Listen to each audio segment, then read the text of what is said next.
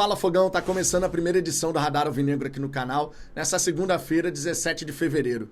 Fim das negociações por Santiago Rodrigues e com um final feliz.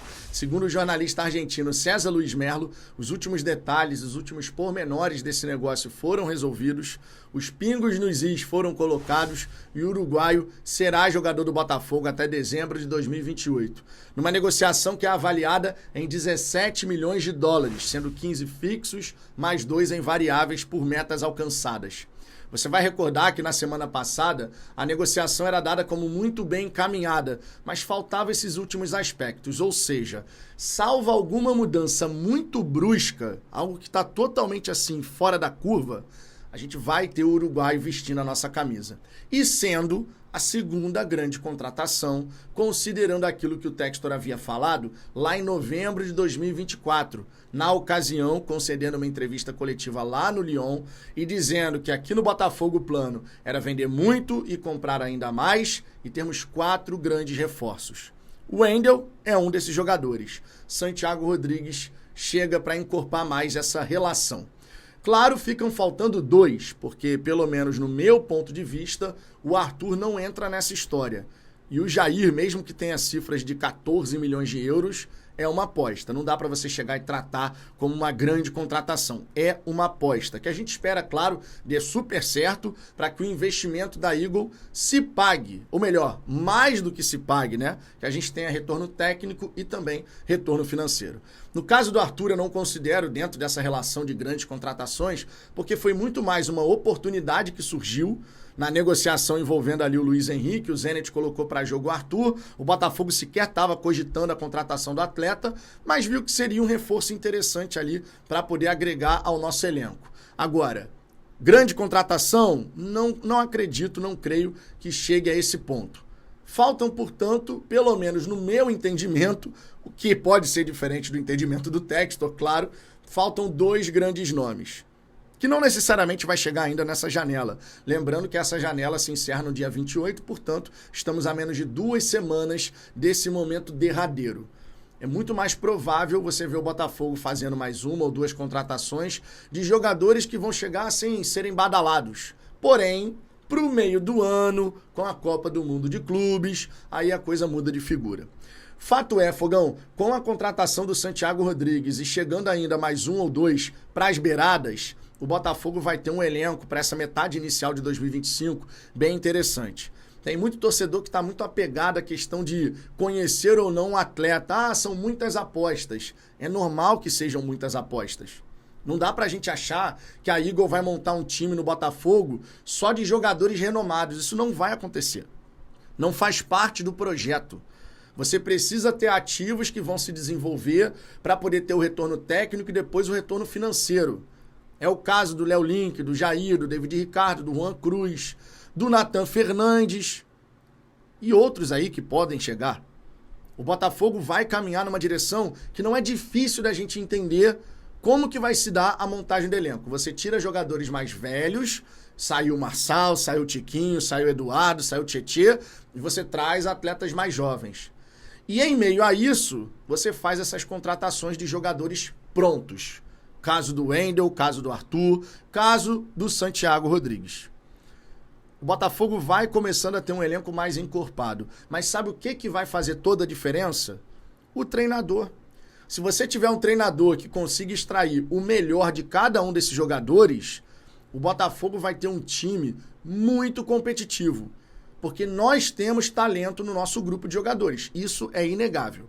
Você pode acreditar aí e falar que não, é muita aposta, que não sei o quê, mas são jogadores que foram muito bem avaliados. São jogadores que têm demonstrado muita capacidade de se desenvolver, de evoluir. E com o treinador certo, esses caras vão entregar um bom nível de performance. Quanto a isso, eu não tenho dúvida. A dúvida que fica é, quem será o treinador? E sobre isso, existe uma expectativa de nessa terça-feira a gente ficar conhecendo. Existe essa expectativa. Será que vai ser, de fato, concluída a expectativa? A gente vai ter a notícia sobre, o treinador é tal, é fulano. Tomara, né? Tomara, porque mesmo que a gente só vá ter esse treinador ali no começo de março, no sentido de fato, preparando a equipe para os próximos desafios e tudo mais, na Recopa a gente sabe que vai ser o caçapa, então vai ter um tempinho ali para o treinador poder resolver as coisas dele na Europa, estou imaginando que seja um treinador que venha de lá, para poder chegar no Brasil, se estabelecer, tudo bonitinho.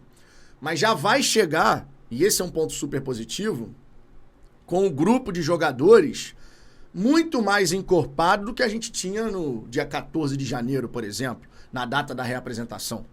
Na data da reapresentação eram o quê? 15, 16 jogadores no grupo principal. Agora não. Agora você está falando aí de John, Léo Link, Raul, 3 goleiros. Vitinho, Matheus Ponte, 2 laterais direitos. Cuiabana, Alex Telles, 2 laterais esquerdos. Você tem ali para a zaga Bastos, Barbosa. Vou colocar o Danilo Barbosa ali, quem sabe ele migra para essa função. Quem sabe, foi muito bem. E acredito que seria um movimento bem interessante para o próprio atleta. Jair e David Ricardo, 5 opções. No meio de campo, você vai ter Gregory, Marlon, Alan, Newton, Patrick de Paula. Dá pra gente considerar até o Cauê. De repente, esses aí vão compor o elenco ali nesse primeiro momento. Depois você vai ter a chegada do Wendel. Mais adiante, você vai ter o Arthur, pelo lado direito. Você vai ter o Natan, pelo lado esquerdo, assim como o Matheus Martins. E o próprio Santiago Rodrigues. Vai ter também o Savarino, o Igor Jesus e o Juan Cruz. Ainda tem questão a ser resolvida? Tem, ainda tem questão a ser resolvida. Mas o elenco já está muito mais encorpado do que estava antes. E para o treinador poder chegar e fazer o seu trabalho junto da sua comissão técnica, isso é ótimo, é maravilhoso. Então a gente vai poder contar com esse profissional, estando aí há 1 mês do Campeonato Brasileiro, não sabemos se jogando semifinal de Campeonato Estadual, né, semifinal geral, ou semi da Taça Rio, ou se bobear nenhuma das duas, porque existe essa possibilidade. A gente tem que ser realista aqui. Existe a possibilidade do Botafogo ficar fora de tudo. Eu já disse aqui a minha opinião. Eu não gostaria de ver isso acontecer. Porque eu entendo que no mês de março, se você tiver só o mês inteiro de treinamento, sem jogo, você perde ritmo competitivo. Você perde aquela coisa de, olha, é um jogo que está valendo alguma coisa.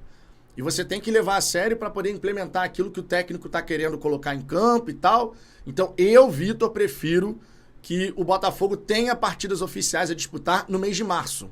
Seja semifinal geral de Campeonato Carioca, seja semifinal de Taça Rio. A gente precisa ter, no meu ponto de vista, essas partidas acontecendo.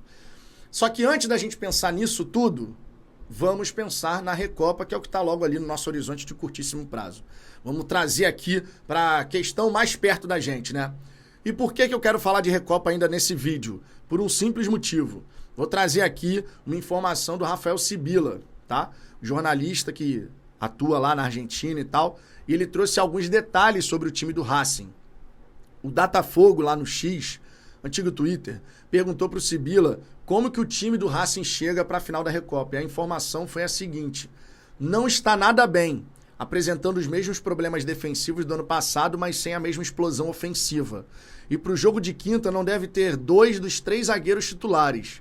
Esse ano fez apenas um bom jogo contra o Boca.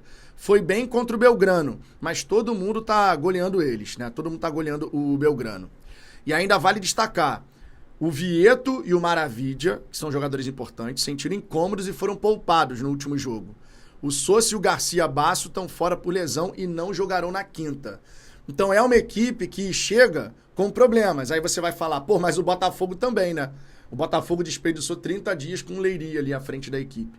Sim, mas justamente por isso, saber que o Racing está também no momento de instabilidade, de oscilação, para o Botafogo é maravilhoso.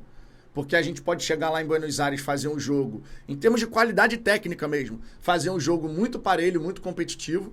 Se a gente repetir, por exemplo, o que a gente apresentou contra o Flamengo, dificilmente a gente não volta vivo da Argentina, dificilmente. E aí no Newton Santos, irmão, diante da nossa torcida, é fazer aquele caldeirão para poder levantar mais uma taça na nossa casa, o que, no meu ponto de vista, é absolutamente fundamental. Né? Você transformar o estádio Newton Santos num salão de festas do Botafogo, onde o botafoguense consegue criar memórias maravilhosas. Isso é super importante para criar aquela identificação cada vez maior com o estádio Newton Santos. Eu me sinto em casa no Newton Santos, já falei isso aqui várias vezes. Quando eu vou ao Maracanã hoje, eu sou realmente um visitante. já não tem mais conexão alguma com aquele estádio, mas com o Nilton Santos a gente tem essa relação e é uma relação que vai se fortalecer. Cara, 2025, no meu ponto de vista, tem tudo para ser incrível, tudo para ser sensacional. A gente vai chegar agora com um novo treinador, esse cara vai poder fazer o trabalho dele, vai colocar ali o modelo de jogo, metodologia, vai ter um tempo razoável para poder preparar a equipe para os próximos desafios, né? Pensando ali Brasileiro, Libertadores, Copa do Brasil. E conseguindo um encaixe rápido das suas ideias, nós teremos um Botafogo que vai chegar, meu irmão, pisando no acelerador. É isso que a gente espera, né? Tomara que seja assim que aconteça. Fogão, sobre Santiago Rodrigues, substituto para o Thiago Almada. Tá animado com a contratação do uruguaio? A nossa experiência com atletas oriundos da MLS é a melhor possível, né? Almada, Gregory e Savarino, todos foram muito bem. Que o Santiago Rodrigues possa trilhar o mesmo caminho, não é verdade? Deixe seu comentário aqui embaixo, quero saber a sua opinião sobre essas questões aqui que eu abordei nesse vídeo. E lembre-se que na hora do almoço eu vou estar de volta, tá? 1h05 da tarde, pra gente poder resenhar sobre a contratação do Santiago e outras cocitas más. Beleza? Por hora é só. Beijo no coração. Fui!